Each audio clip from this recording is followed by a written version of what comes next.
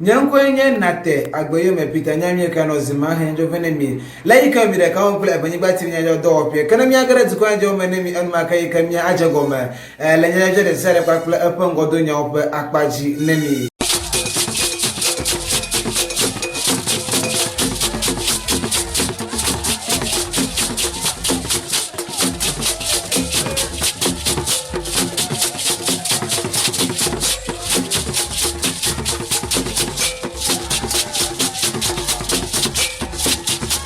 Nje joyi kami kole Ghana to come nyebe Ghana bidiji hangleme akbe alafa enebla Andre bla etonvo Andre ikenya 470,337 wonya America ula Ghana to come ika taflache opa to senu menye mi kala don mi ko gude pa bla ever for the kepe ameteti ekla amehla wana ika na age la Ghana to come godo kodi ko globe le ame akbalafa enebla ejivo modomia ame akbe alafa etombla enivo atolafa Andre bla sheke for 385,794 wonye no vika difficulties alo alaike waten asen kochu ajoga ala fudem no ke ame akbe bla adam for atolafa enebla sheke for ato 65,495 taflache 65,495 wonya me difficulties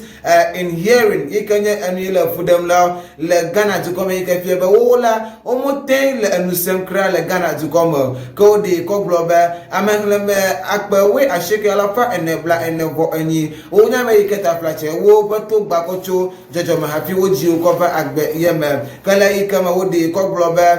kuda tagoba ika no na ejile kema godu ko kuda World Hearing Day ikanya ikama pazan ikano duo ko duna nkuno fi ika umula nusem le Ghana to ko akla to ko gersi do me le Ghana to come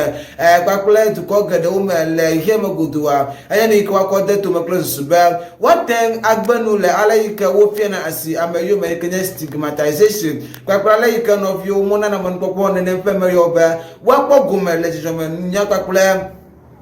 agbalasro nya opa akpaji le nya basuku ma na anu na wo achi le Ghana to come kejo yi kamise nya ba de bi ka na umotela nusema malala paji bla enyi kwakula ejivo wa onya me ka o hene do to he o na skuda de wana le Ghana to come kama ikanya ngono la ne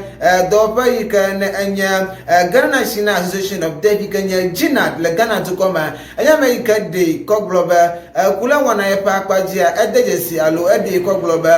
ne de bio katana le Ghana to come titrinye stigmatization wona kwakula alayiko managerize bodo nyani kadde na funo ikafi bagba ama ofiana asio ba yome bevelanye ba omocho na ole nu wona viviane kamela Ghana to come enu na wu achi kala pono epanya nuwa ede ko global kama World Health Organization dopie ala gbajembe you anaba World Hearing Day alayikema godo panu sese wona ika ano eji ma na you aja bele epeye ma tarujinu tane you kokko de etomayenya to hear for life listening with care nyaba asenu ano agba ehebe na adoto nwi le Ghana to kokko hihema godo Kriaba no kwala me achula akwam ne mi kamia no gagamda dola de ikana awo dola do pe ikana ko jire bakare musanya oji fa ile Ghana to come ikanya doctor ko bina donko anya me ikadi ko globa kurale ikana Ghana to call fifia na alan kure jire bakare musanya ikanya electricity consumption pakple demand in electricity anya mi ika age ala gba ika matitiwa Ghana to kona gublo agada dum so pe yome kala poto ko bina dan ko penya nuwa anya me ikadi ko globa happy ya jola dope abed dola ikana po jirebe kare musenya ojile Ghana to come jiru ikape siji no aya mai korudu gade ko de atuma ikafie be le agbare siada ikana wujiru na aje ko kudo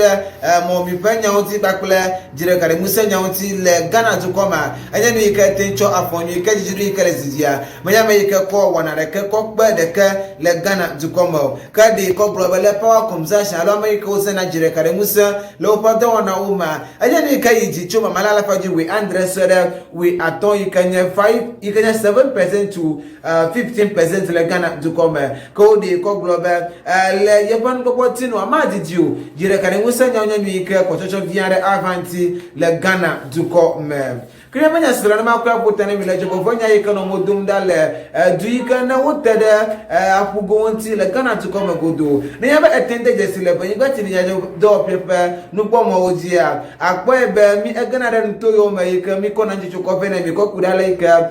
tidal wave issues so call gologwe unti ka National Disaster Management Organization not modo be yika na la Europe no to ma wonya ma yika ode ko global you ava osesra pona na peme yika no la shama yika the flag opodo ko kwa tidal wave alo acha wo amade de la gologwe mom ko de ko global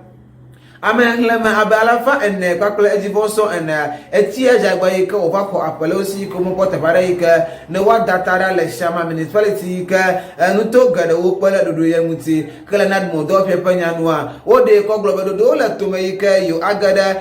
coastal parts of the country ka fieba du yika na utera afugunti le Ghana to come abe amitinu sala ko pe agaveji blekusu kwakle adina ikana le ketu sub municipality kana le muga nutoma kakula komenda edina egwafo ebre municipality kana letitina nutoma kama ikanya ngono gbe geje akwasero yenye ekie agabina ma ajola megwada jesi ba nusilis ebe english na do pe kana dama gwene mi happy na ojo odogbo le yem akpenemi le mi apada ka wo lata